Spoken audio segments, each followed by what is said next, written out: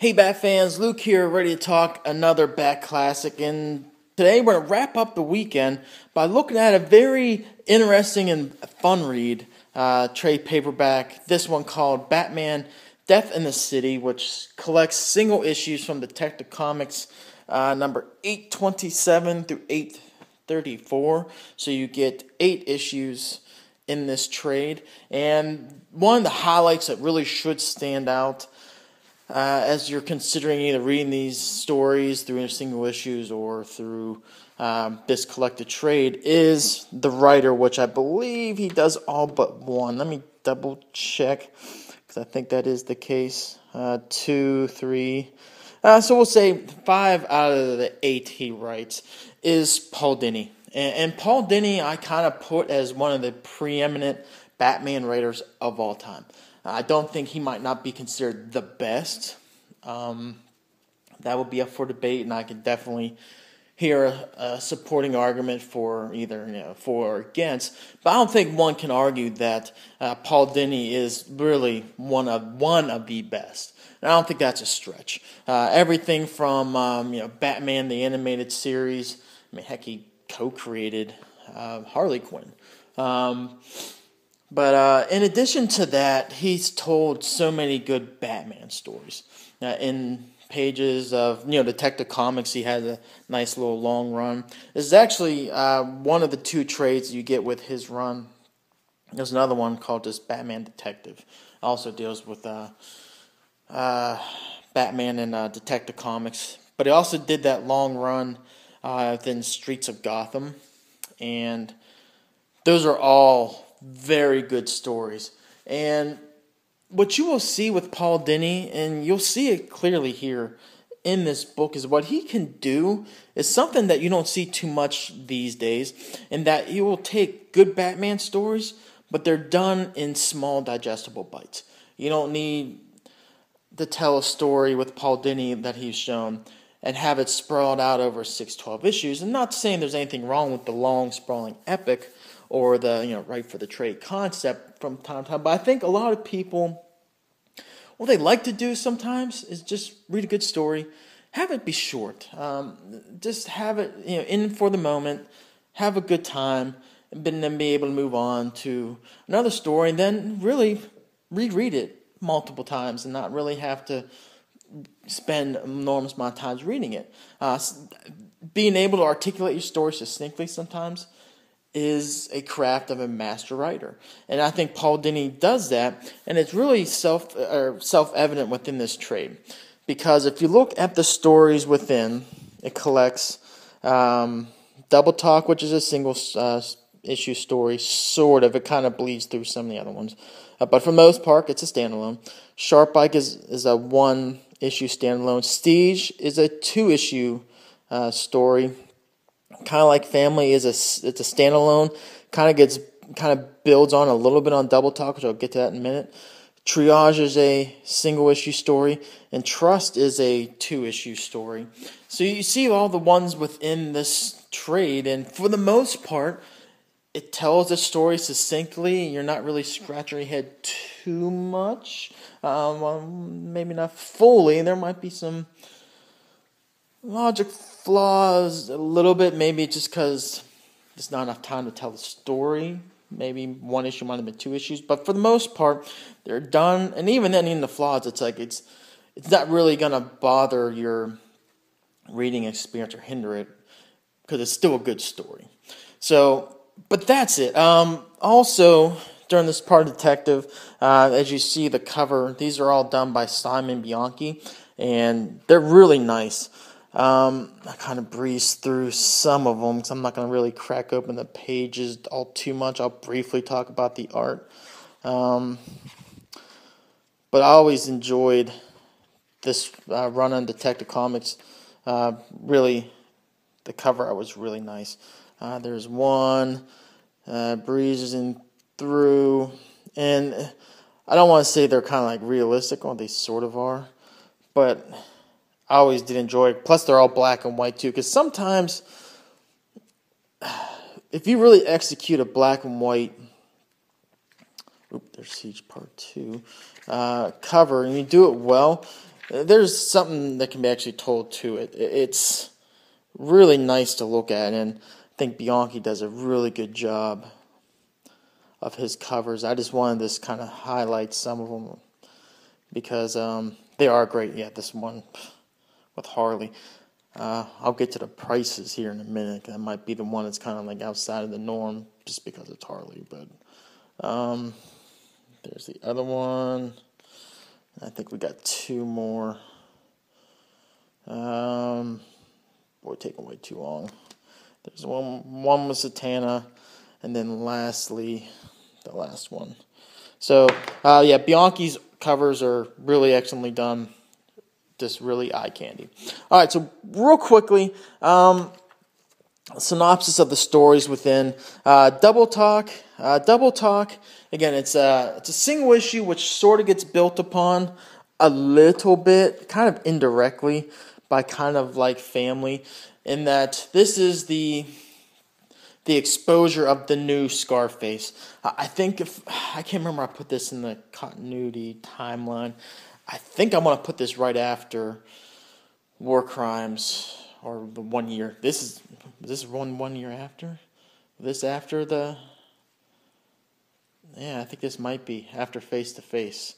So this is after Arnold Wesker was killed, and Scarface was thought to be killed too, but this is the new Scarface. This is the new ventriloquist, and this one is the introduction of the female ventriloquist, Sugar. So if you're reading Batman now, I'm not really too keen on your pre-New 52 ventriloquist. First off, this isn't the ventriloquist from the New 52. And this, obviously, in current continuity, Arnold Wesker is floating around, as evident by the story Batman, I Am Bane.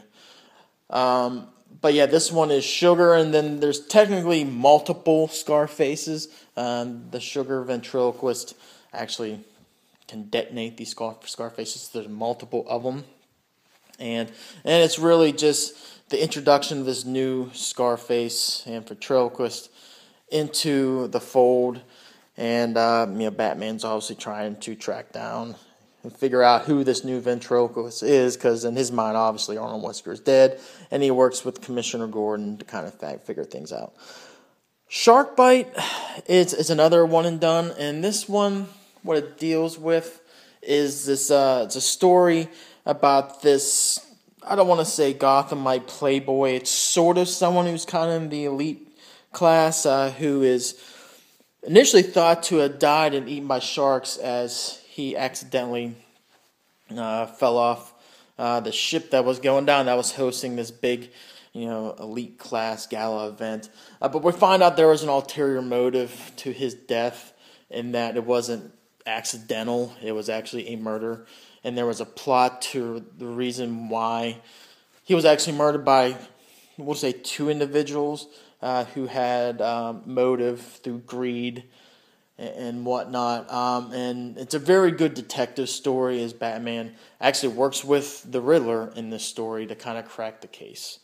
Then we have Siege Part 1 and 2. Siege Part 1 and 2 is actually it's a really good story in that it deals with Batman as he's within Wayne Tower, and within Wayne Tower he's kind of hosting kind of conference between these two warring nations, their leaders between these two, or a delegation of these two warring nations overseas, and he's trying to bring them in for peace talks. And also there's a bad vibe because it's a very bloody war between the two sides, and there's this new villain that's introduced, the Box, who obviously does not believe the two sides are genuine, and that their actions has caused the world a lot of chaos and death, and there's a lack of justice within. So he's going to take the opportunity to punish the world, mainly because those two individuals, or the representatives, there it is, from those two warring nations were there, and he's going to blow up Wayne Tower, and throughout it is Batman and Robin, Tim Drake Robin, trying to capture the Vox while at the same time trying to evacuate the building before it eventually collapsed on itself. If you're reading this, it's going to seem a lot like Die Hard, to be honest, like the first one. It's going to have that type of feel to it, but it was really well done. The next one is the story Kind of Like Family. And this one might be one of the ones that most folks will kind of feel as their favorite. I don't necessarily agree with it, but it's still a good story. It is Harley Quinn. It's the one that kind of builds on a little bit with the first story, Double Talk, in that Harley Quinn is broken out of Arkham Asylum by stooges of Scarface and Ventriloquist. I kind of talk like they're two separate. We'll just say Scarface. And she is broken out to help with this heist that they're planning to get one of the major crime families' money taken. And they also need Harley because of her acrobatic skills to evade cameras and, guardsmen and whatnot, and also her mental acumen. But obviously, as that goes on, they obviously have a planned double cross. But needless that they know, Harley Quinn is also planning a double cross. What's interesting with that in this story is that initially you have Harley trying to get a parole from Arkham Asylum, which initially is denied by Bruce Wayne. Ultimately, his vote on the board actually denies her parole. But her actions throughout the story does leave Bruce to kind of have a second or a change of heart, which, again, I don't want to peak the story or ruin it or spoil it. But which leads into an interesting talking point between Batman and Harley Quinn, Bruce, and Dr. Harleen Quinzel. You could see sometimes where Batman doesn't really know what to make of Harley Quinn. Because there's flashes where you see there's Dr. Harleen Quinzel trying to get out. There's times where she does good deeds. Even you see it now in current modern continuity. She could do things that are just wacky and insane, but you see glimmers. Glimmers of hope, glimmers of good deeds, glimmer of a good person still being there, which I think kind of frustrates Batman sometimes, because unfortunately, as though, and I don't know, a lot of people might agree with this or not, but even though she's incredibly smart, even though she's incredibly athletic, incredibly intelligent, she is susceptible to external influences. Bottom line, as much as some might disagree now, maybe not so much now, but she can kind of get drawn in by external influences, especially during this time with the Joker just being just a inhibitor to her negative actions and personas. But again, there's times where you see good come out of her, and you see that Bruce even sees this from time to time. He wants to, because ultimately, there again, you scratch the layers. Batman believes there is good almost in everybody, save a couple people. And I think that's what kind of frustrates him sometimes, is that he sees the good in Harley, but yet she does stupid things sometimes. She really does just shoot herself in the foot sometimes. And that really is kind of somewhat explored in the latter half of this one issue story, in that he does, again, kind of have a second thought. And again, I don't want to ruin the story, but I thought it was really well done. The next story is one called Triage. It deals with this group called the Terrible Trio, and the monikers with each individual within the trio. There's a person, let's call him King Shark, who kind of resembles a shark.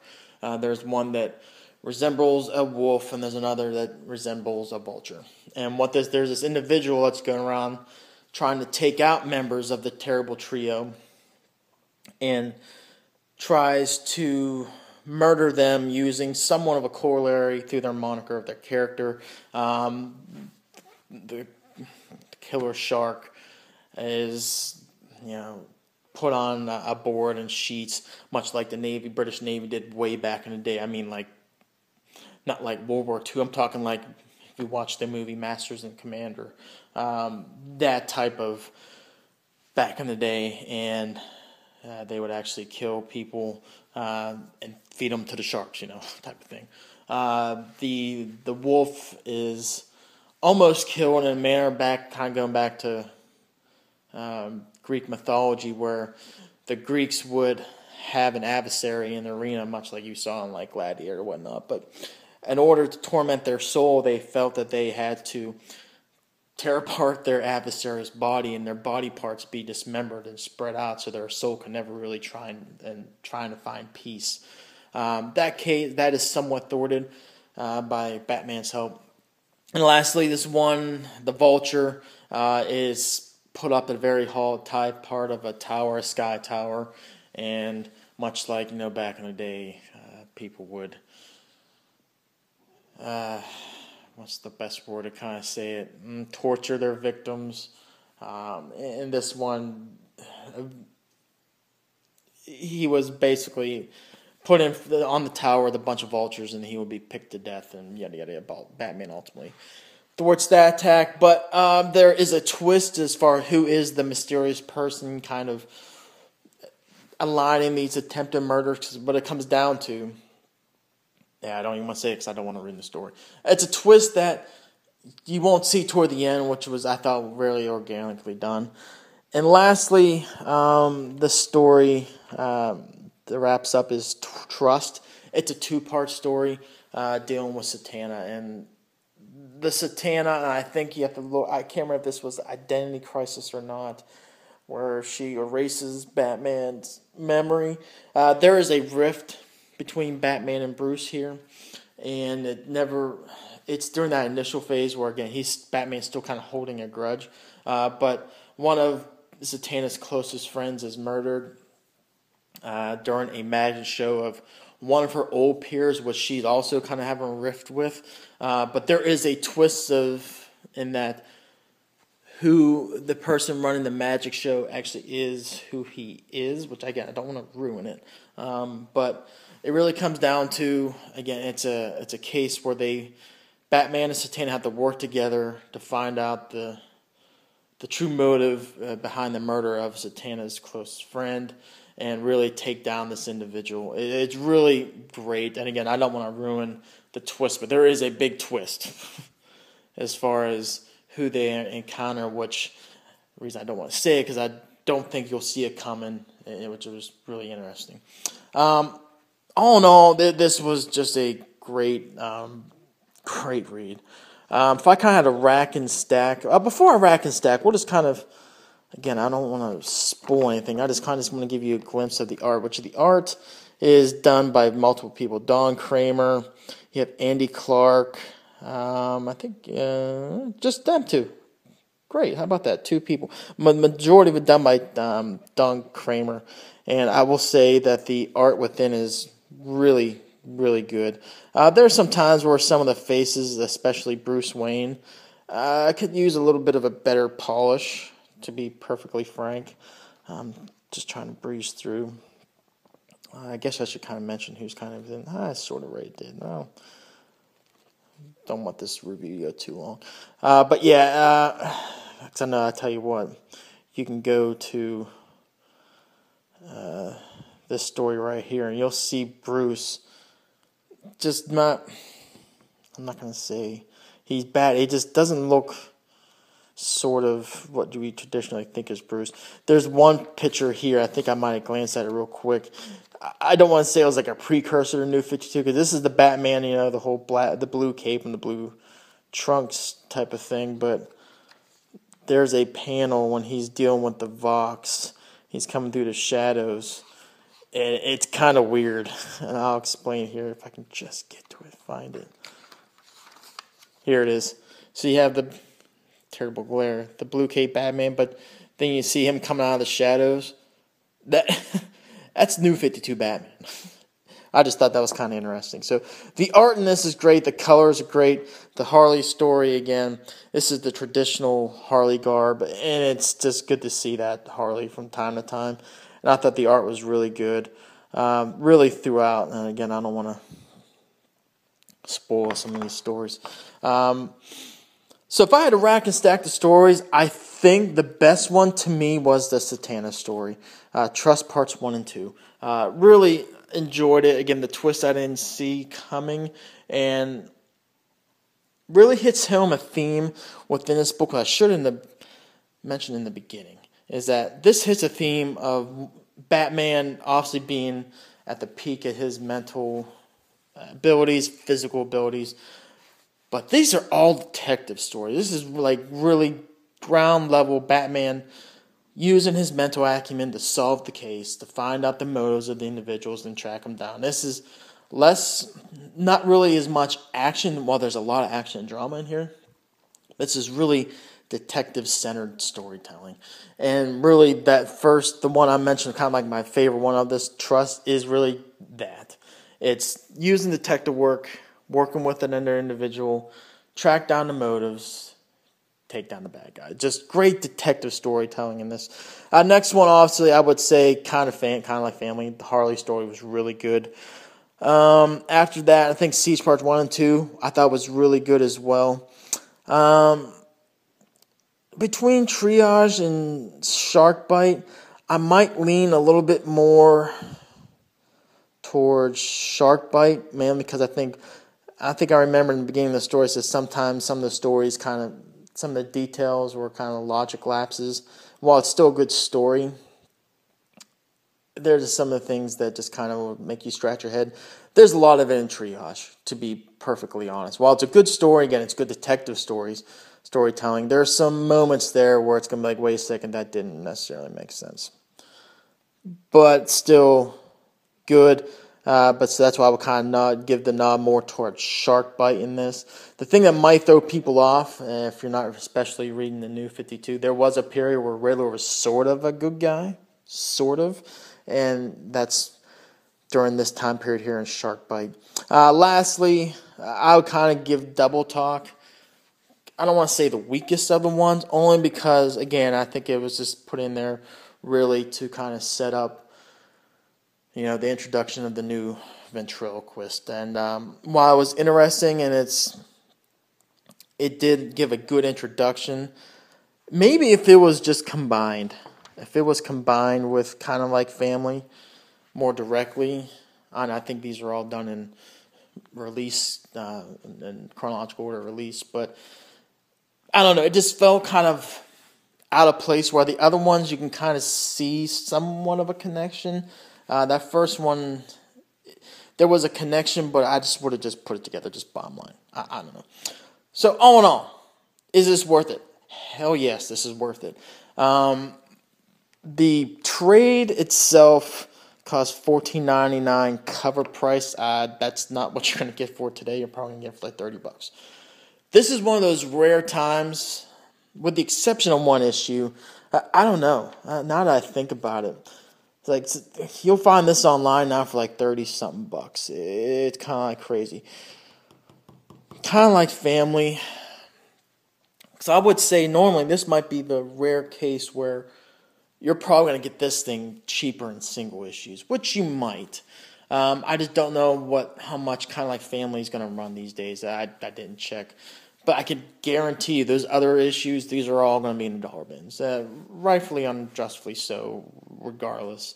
So you might be able to get this cheaper in the dollar bins. But again, it's 8 issues. That's a good thing, too. This is 8 issues in this trade. So even at $30, like $3, you're paying, which would be a little bit less than cover price now in Detective Comics. It's definitely worth it. This is 4.25 out of 5. This is a great bunch of stories collected in one trade. I just think it might be easier for you to get it in single issues, or even, I'm not going to say the dirty D word, single issues.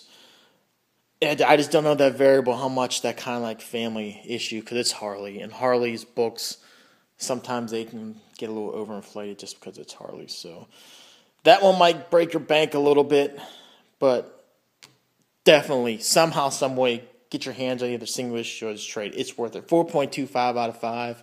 Just great. One and done. You'll read through these in less than an hour. Just gripping storytelling. again, short, digestible bites. You can read one, take a break, come back to it, and not feel out of place. So anyway, 4.25 out of 5, highly recommended. Hit me up in the comments below what you thought about this book. If you read it, we'll bat chat about it and kind of go from there. So until next video, which will be Batman next week, take care.